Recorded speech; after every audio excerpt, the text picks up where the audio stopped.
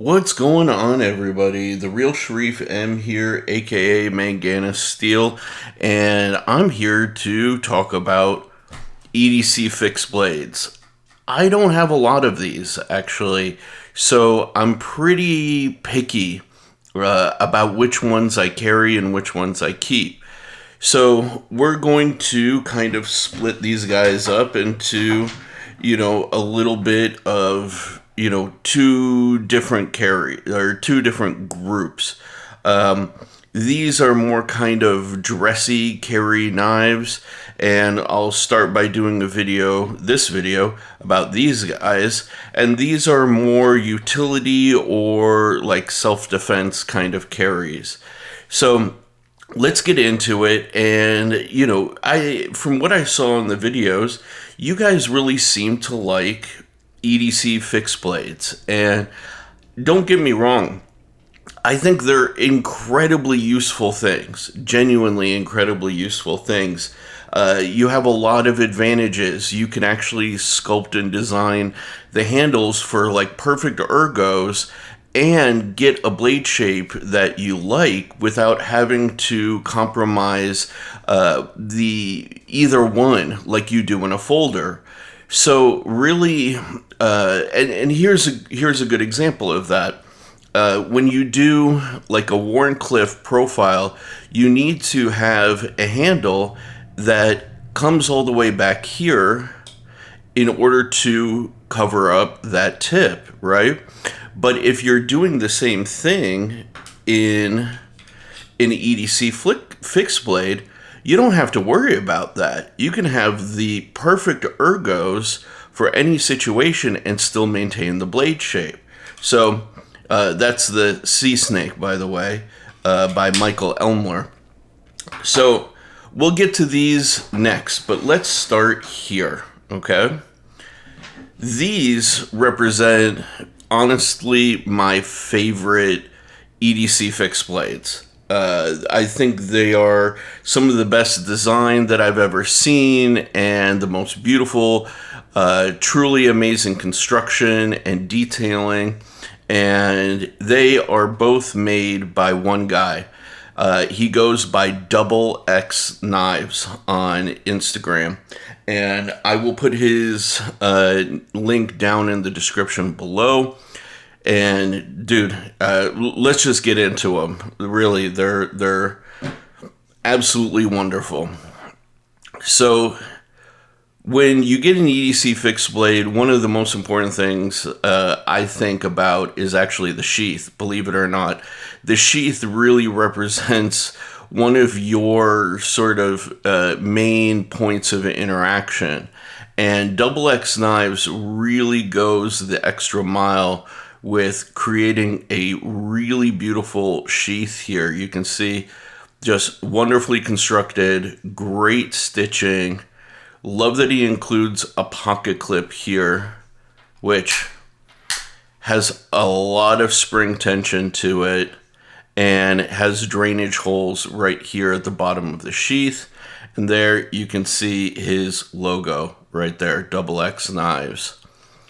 This one is very traditional, very standard, nice large aperture here for the blade and the handle. And this actually slips in and out of my jeans or whatever pants I'm wearing. But usually I carry this with jeans. And you have a nice amount kind of sticking out above the pocket in order for you to access the knife, which for an EDC fixed blade, I generally prefer. This is not a folding knife, so I don't tend to hold it to the same standards of like deep pocket carry that I would a EDC fixed blade. I want quick and easy access to this thing, hence even why I have this lanyard, so I can grab this here and pull this beautiful guy out. So take a look at this thing. This thing is absolutely stunning. This is a custom knife. This is all handmade. And the details are just sublime with this guy. And this is part of why I like Double X knives in particular. He generally makes designs that are incredibly practical, incredibly useful, but combines them with just stunning details. You have this smooth G10, and it's funny, a lot of people, love or hate G10 based on their experience with folding knives, which usually has some degree of texture. But I'm a real sucker for smooth G10, actually. Somehow it still has some grip to it, which is really interesting. No texture, but definitely some distinct grip. But also, I don't know if this is going to come through in the camera or not, but really has this, like stunning, almost like wood grain texture to it, which I personally love. And then you have the G-Carta right here, if I'm not mistaken, and some really nice red detailing in between. This thing is all hand ground, all hand done. Has some really nice jimping up top here. Nice full tang construction, which I also really appreciate. No little partial tang situations here. And just wonderful ergos.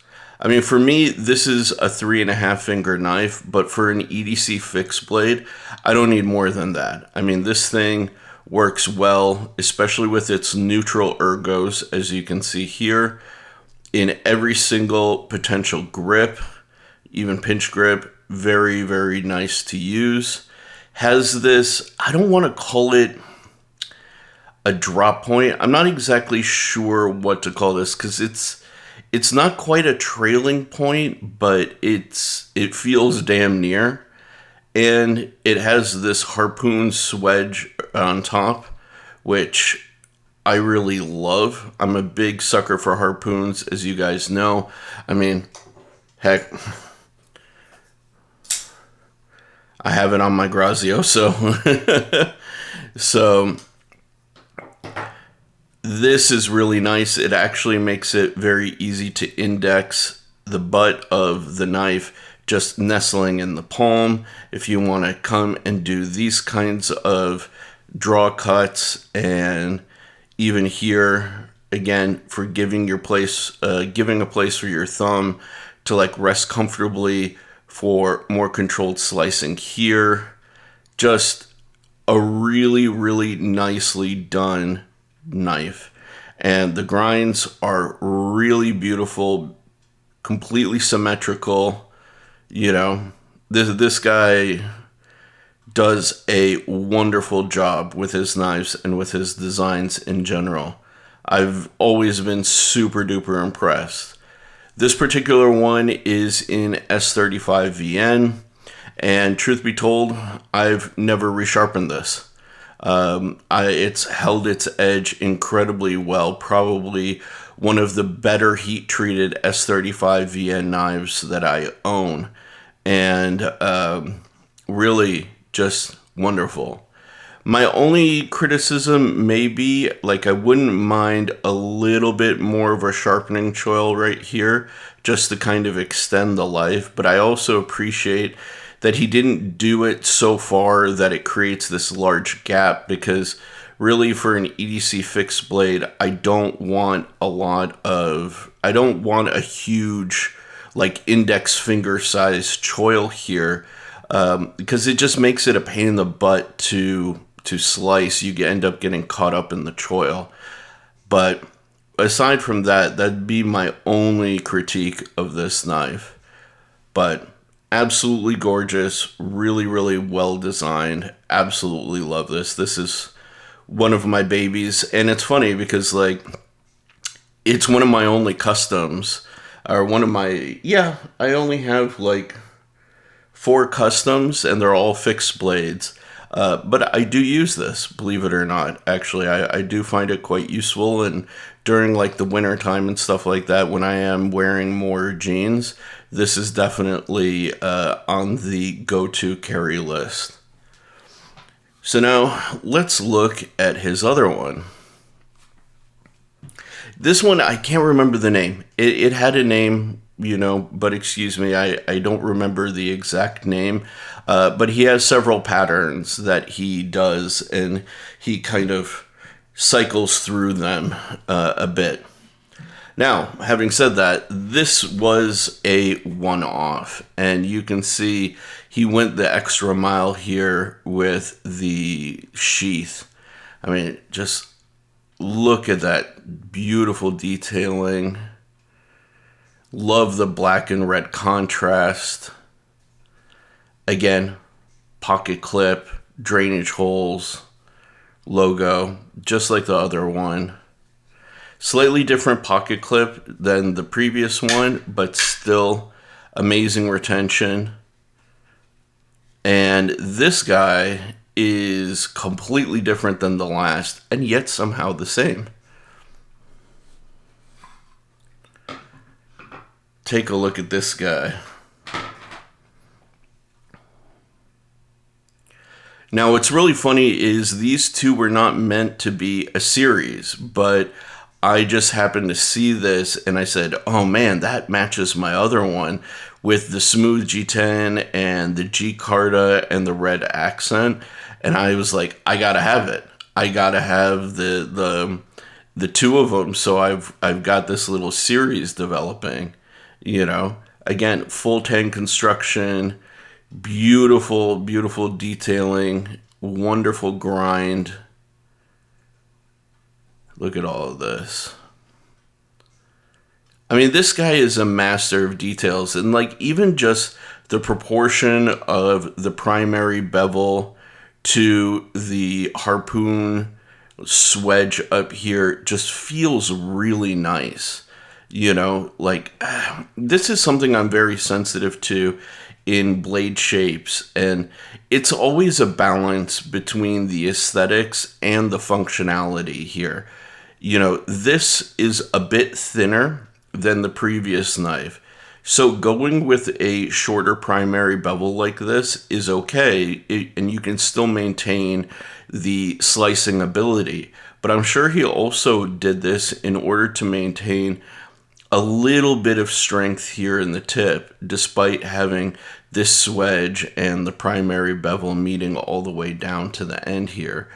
But this thing is a little slicing utility work demon, and I absolutely love it.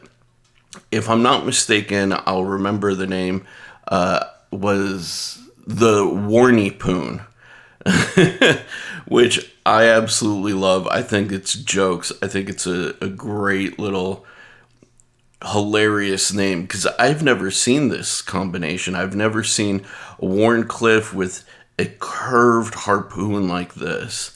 And this is what I was talking about. Like, you can get with fixed blade knives this sort of unique marriage of blade shape and handle shape. And here we kind of have a coffin-esque blade or handle shape here, but it's incredibly comfortable.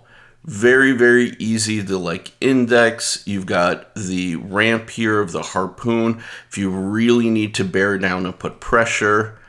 Again, you have the ability to index the knife into the palm of your hand here with the fingertip on the harpoon for draw cuts, which are even better here than on the last knife because of the Wharncliffe blade shape. And this thing is just really nice. Actually, truth be told, I don't tend to pinch grip a lot of my knives, but this knife I do.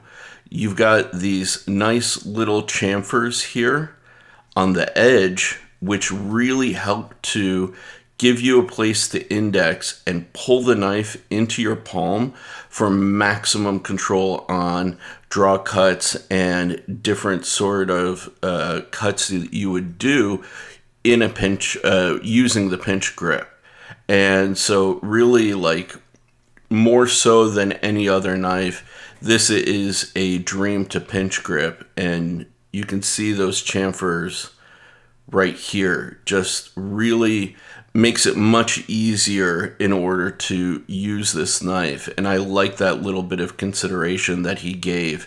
It just, I don't know, increases the utility of this knife quite a bit, and it's not something that I see a lot of other knife makers do. Maybe because I don't use a lot of fixed blades, but these guys in particular are really well thought out, I feel. So yeah, this guy was a one-off. There is no other one of these to my knowledge, and I'm really happy to have it, and just continues my love affair with XX knives. So you can see, look at how nice these two are, man. These are just absolute stunners, and very, very happy with every aspect of these and with XX knives. I mean, he is a pleasure to deal with. He's a pleasure to communicate with. He's a really, really nice guy doing very, very good work. Oh, and I didn't mention, this guy is S35VN, this guy is in D2, and I've just put a little bit of coating on the D2 pretty consistently, and I've never had any rust or any corrosion develop on it. It's probably one of my best D2 blades out there, no questions asked. So I hope you guys like this look at my first pairing of EDC fixed blades. These are the babies of the collection, my absolute favorites, and these guys will not go anywhere. These are the kinds of knives that I will keep and I will pass on to the next generation if and when the time comes. So yeah, guys, check out XX knives, man. If you're into EDC fixed blades, you guys are missing out if you don't follow this guy. He is a master of his craft, and that's not something that I can say for everybody, but he genuinely is. So worth the time. All right, guys, that concludes this video, and next one we'll be getting into some more of my other EDC fixed blades, and we'll talk about them a bit more. All right, you guys, catch you in the next one.